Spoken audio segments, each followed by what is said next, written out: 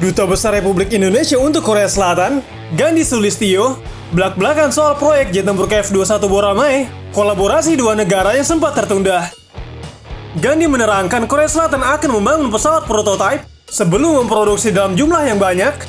Gandhi mengatakan akan dibangun 6 prototipe pesawat yang akan menjalani serangkaian uji terbang dan kelayakan sebelum berlanjut ke proses produksi massal yang direncanakan dimulai pada tahun 2026. Salah satu prototipe tersebut akan diserahkan ke PT Dirgantara Indonesia sebagai pesawat uji di Indonesia setelah program tahap pertama selesai. Gandhi mengatakan, sejauh ini pesawat Indonesia belum secara langsung terbang di pesawat prototipe, tetapi sebatas terbang di pesawat chaser atau pendamping. Namun Indonesia tetap memberikan kontribusi saat diskusi.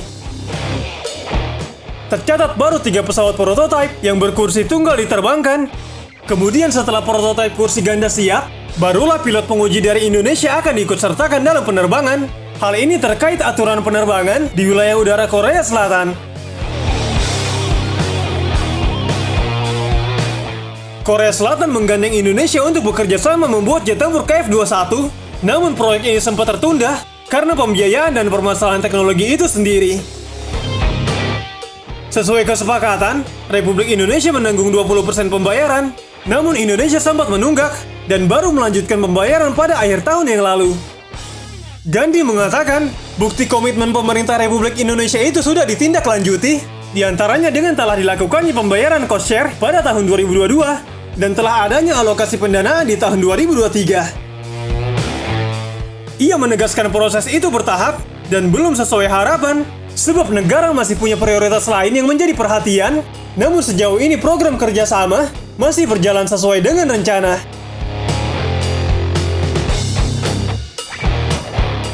Sementara itu, Direktur Jenderal Kementerian Luar Negeri Korea Selatan untuk urusan ASEAN dan Asia Tenggara, Cecilia Chung, menyampaikan kegembiraan atas komitmen Republik Indonesia.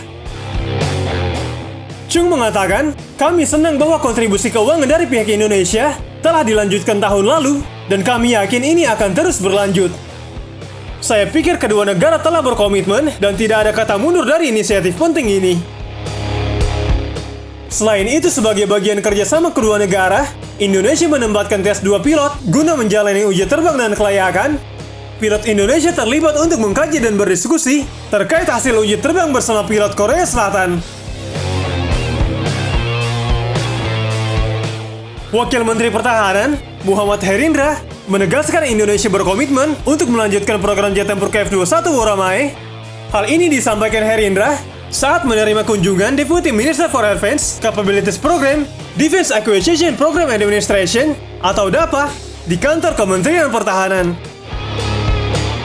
Muhammad Herindra mengatakan, pihak Republik Indonesia memiliki komitmen yang besar untuk melanjutkan program KF-21 Boramae, mengingat hal ini merupakan program strategis guna menguasai teknologi tinggi di bidang industri pertahanan.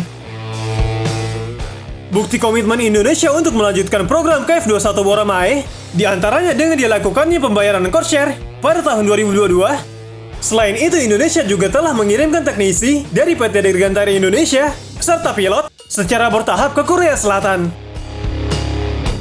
Sejak arahan dari Menteri Pertahanan terkait kelanjutan program jet tempur KF-21 Boramae, Kementerian Pertahanan telah melaksanakan koordinasi dengan kementerian terkait agar program berjalan sesuai harapan Presiden Republik Indonesia.